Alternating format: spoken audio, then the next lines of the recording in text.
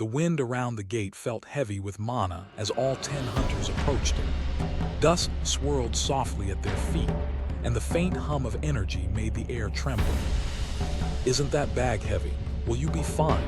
Hunter Yujin asked. "Ah, yes, I can carry it," Hunter Sung replied, adjusting the weight on his shoulder. "We're here," says Hunter H-Wang. The gate loomed taller than any of them expected, its surface rippling faintly like liquid glass. "Are you sure this is a C-rank gate?" one of the hunters asked. "Are you saying the guild is untrustworthy? I've seen people go in and out a couple of times," Hunter H-Wang replies.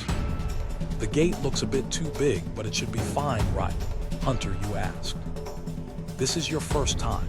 Hunter Sung explains that the size of a gate isn't important.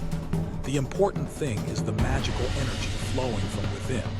The guild determines the amount and quality of the energy and gives it a rank. A larger guild takes care of gates above B ranks, and C rank gates and lower aren't that dangerous. The tension eased slightly. "I'm heading inside, everyone follow me," says Hunter H-Wang. "Yes," Hunter Yujin replies, unsheathing his sword. The dungeon swallowed them whole. A damp chill brushed their skin as they stepped into the darkness. The air reeked faintly of soil and iron. "Jiwei Chuan, create a light," Hunter H-Wang said, and a dim glow bloomed from the mage's hands, revealing uneven stone walls and branching tunnels. The silence was eerie. No sounds of monsters, no flickering luminous stones, only the faint dripping of water echoing somewhere far ahead. "Are there dungeons with no monsters?" asked Hunter Yujin. "SHH," Hunter Sung shushed him. After thinking for a minute, Hunter Sung deduced that the monsters must like it dark and hunt in packs. "It's insect-type hunters," he yells to the party. The faint skittering above grew louder. "Above," yells Hunter Sung. From the ceiling, a black wave of enormous ants rushed down. The air filled with clicking sounds and dust. Jiwei Chuan shoots a fireball right at the swarm, scattering the creatures in a burst of orange light. "Damage dealers do something," says Hunter H-Wang as he used a taunt skill. The skill flared blue, drawing the ants toward him. The other hunters charged, slashing through the swarm. Next we see an ant rushing to Hunter Sung. He squashes it with his foot. The shell cracks under his boot, splattering dark fluid on the ground. With the entire swarm dead, Hunter H-Wang tells the party to gather all the magic cores from the ants and split them in 9. He walks to Hunter Sung. "You saved us back before. How did you know the monsters were coming from above?" Knowing fully well he couldn't tell him the truth that it was thanks to his sense stats, Hunter Sung replies, "I just felt it." "Your senses are sharp," Hunter H-Wang says to Hunter Sung. One of the hunters calls him to go look at the insects. They notice that some of the insects had wounds that did not seem to be from swords nor burns from magic. Moving on, Hunter Sung tells Hunter Tu Jin that they should be wary. From the start of the raid, he had a bad feeling about these hunters. After walking around for hours, the hunters were getting weary and confused why they hadn't met the boss yet. "Wait, Jiu H-Wang. Illuminate that area," Hunter H-Wang says. With the area lit up, they see a couple of dead ants tied up in what looked like spider silk. "It's the boss room," one of the hunters says. Hunter H-Wang tells them to be ready as they all walked towards the lair. On their way there, they saw a massive area covered with magic crystals. The crystals glowed faintly, painting their faces blue. As the other hunters were going on about their massive find, Hunter H-Wang thinks about his younger brother who had left Korea for America, and that with this much find, his strike team would blow up. Hunter Yujin asks Hunter Sung for his contract.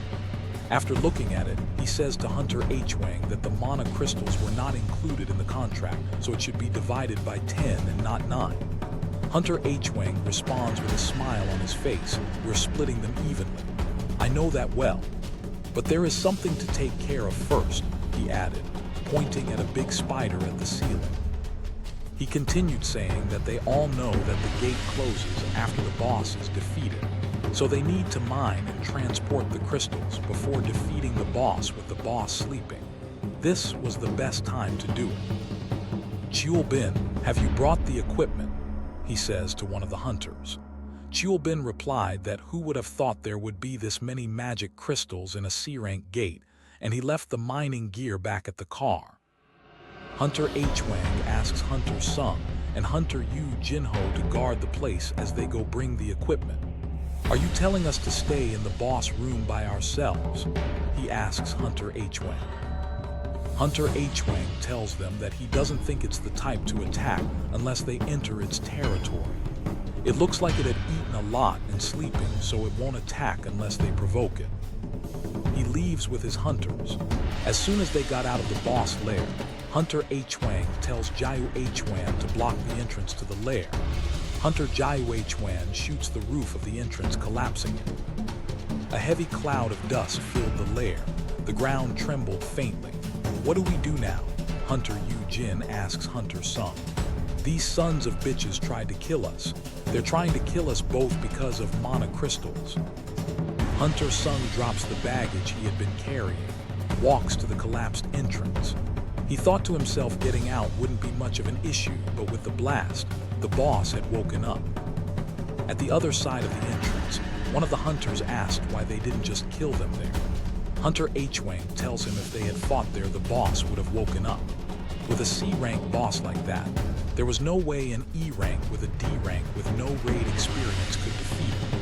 And when it had eaten them and gone back to sleep, they would go back and mine all the crystals before defeating the boss. If that plan doesn't work, they would defeat the boss themselves and took Hunter Yu Jinho gear that it looked like something worth millions. He brings out his phone and says, let's find out which rich household he was from, and they should at least take care of the funeral. Back at the boss lair, at first glance, Jinwoo is outmatched. The spider's body is armored like steel, and its legs move so fast that it's almost a blur. The air smells sharp and acidic. The spider wakes up to see two hunters. Get behind me, I'll think of something, Hunter Yu Jinho says to Hunter Sung. Jinho, stay there, says Hunter Sung as he walked in front of Hunter Yu Jinho. He summons his dagger he got from killing the giant snake. The metallic sound echoes faintly through the cavern. My current level is 18, and a C-rank boss is doable. He thought as he leaps to the air, with great speed managing to cut the spider. Angrily, the boss rushes at him. As they fight, Hunter Yu Jinho watches stunned by what he was seeing. After striking the spider countless times, Hunter Sung concludes that the skin of the spider was too thick. He dodges, noticing the spider had no blind spots with its 8 legs. It can easily punch through the rocks and floors. Hunter Yu Jinho was still in shock, thinking how could an E-rank move like this? His official rank was E-rank, but the movements he was seeing was not the movement of an E-rank. Could he be a false ranker? He wondered. False rankers are hunters with exceptional magic control who could lower their magic power during evaluation if they wanted to gain lower ranks. The problem is that they were usually psychopaths who kill for a hobby. He fell down to his knees and said, "Father, why did I come to this place?" Hunter Sung fatigue was climbing higher as he fought the spider. With time running and fatigue climbing, he decides to go for the spider's weak point, which he thought to be the head. As he was about to jumping, he spots a green substance coming right at him from the spider's mouth, so he dodges. It was acid. He closed the distance between him and the spider with his dash skill, which increases his speed by 30%. He manages to strike the spider with the dagger, but its resistance was still too high, so the paralysis effect of his dagger was cancelled. His fatigue was already up by 61%. He takes a jump at the spider, but his fatigue rose to 70%, which reduced his speed.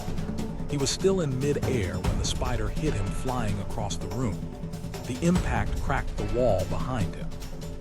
As he laid there fatigued, the spider was about to finish him when he used his recovery skill, which healed him totally, clearing his fatigue. The system glow washed over him in faint light. With his speed, he jumped to the head of the spider, striking it several times. The paralysis and bleed effects of the spider took effect. He continued striking the spider to the death. He jumped to the floor, walking with finesse away from it, leveling up 3 times. He walks back to the dead spider, harvesting the magic cores. As he does this, Hunter Yu Jinho walks to him and offers him some water. He tells him to rest up as he tries to harvest the magic crystals. Suddenly, a blast happens, clearing the entrance which was previously blocked.